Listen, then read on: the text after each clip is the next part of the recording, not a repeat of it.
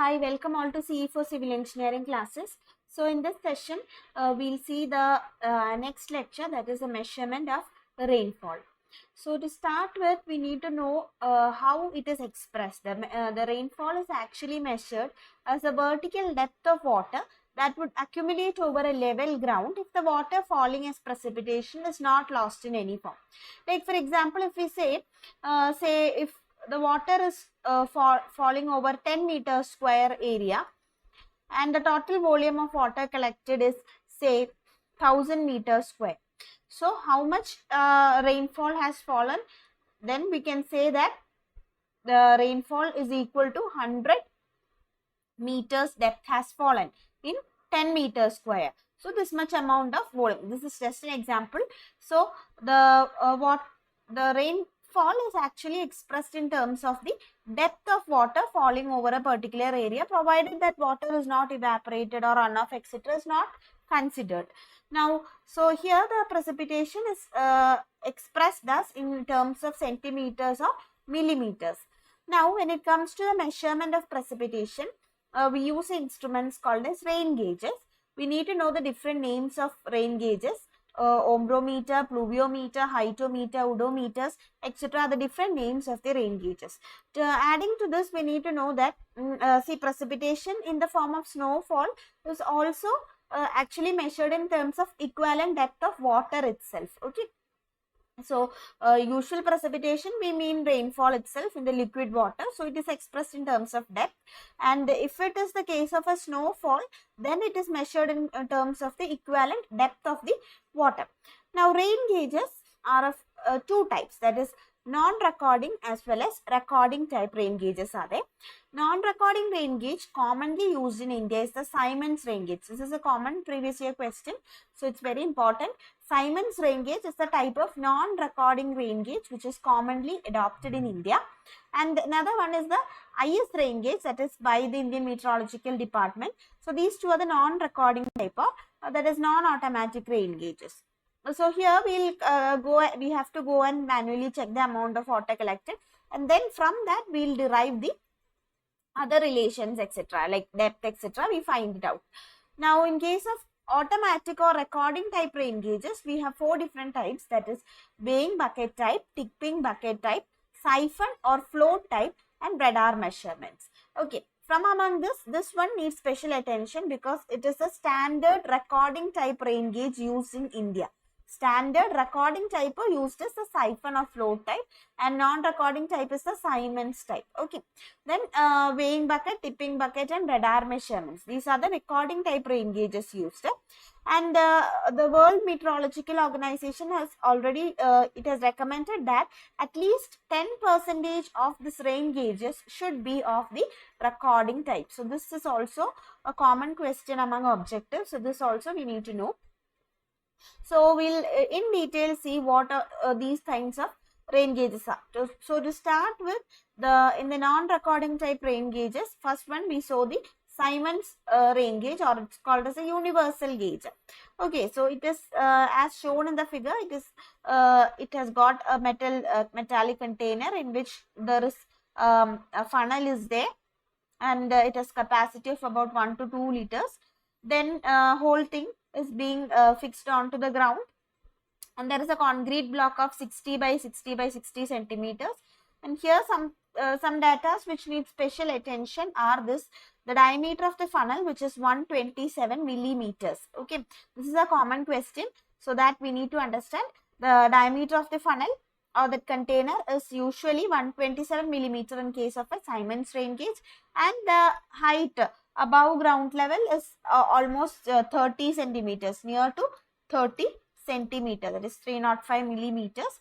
So here the rainfall will be receiving here the amount of water we will collect it, and from the volume of water collected, the depth of rainfall is equal to volume of water collected by the cross sectional area of the collector. Okay, and one more thing is that this can also be used to measure the snowfall also. It's called as a universal gauge. So you can measure rainfall, you can measure snowfall. Only thing is that when you are measuring the snowfall, you just need to remove this funnel off. Okay, and collect it, and funnel, and also this container inside is also removed, and in the cylinder metallic container will directly receive the snowfall, and we will report in terms of the equivalent depth of water. Now the smallest division on this jar is about 0.2 mm. That also you have to note.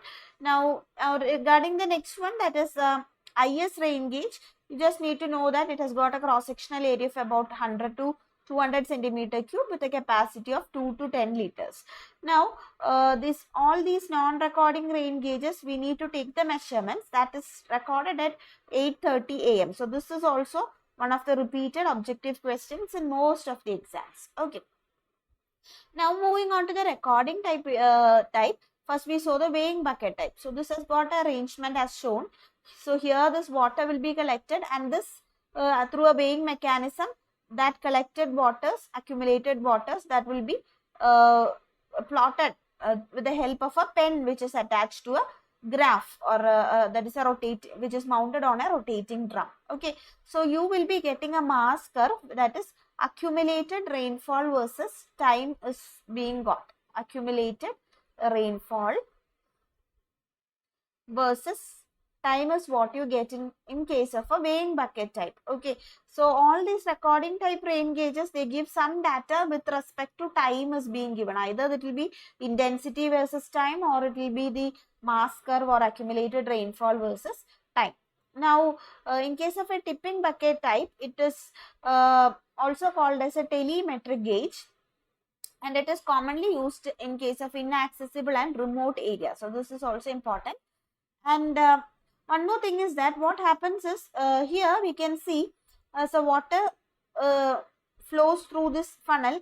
Here is an arrangement of two small buckets. So in this one, what happens is that once the small one gets about 0.25 mm of rainfall is received, it will tip, that is, it will just overturn here. So this one will come up, and the top portion, this bucket will be down. So it will tip for every 0.25 mm of water collected. So this value also you need to note in a tipping bucket type. So all these points have to be noted, and these values can be directly connected to the through an electric circuit, etc. It is being connected, and then you can get the result in the form of an intensity of rainfall versus time. Okay, so this can be used in inaccessible regions where you can't go and take the readings frequently. Now the next type is the siphon rain gauge or the float type rain gauge. So the different name has also to be noted. It is a standard recording rain gauge used in India. Okay, so here it has got such an arrangement wherein the rainwater will be collected, and there will be a float. So as per the amount of rainwater collected, this float will be moving up and down, and that movements will be actually registered through a pen on this rotating graph. So here also you will get a mass curve, that is accumulated rainfall versus time is being got, and the accumulated water later it can be ejected by using a siphon arrangement. And finally the other type is a radar type. See, all these kinds of the rain gauges that we saw is used to record the point rainfall. That is, certain area this rain gauges will be recorded, and that rainfall will be depicting, and we will interpolate it to a larger area, right?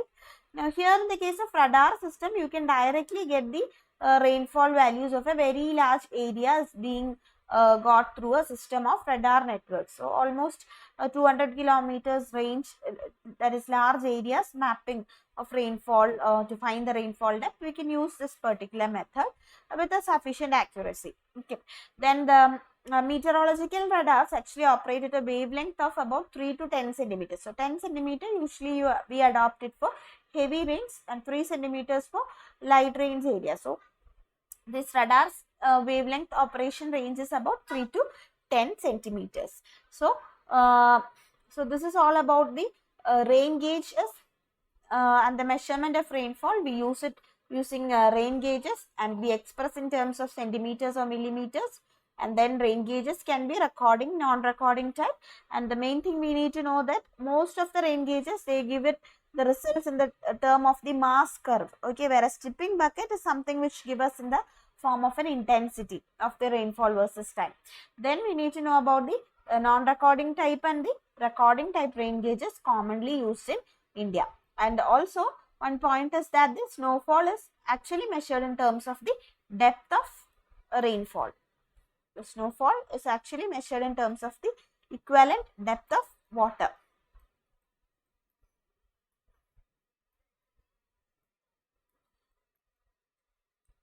Hope this video was useful to you.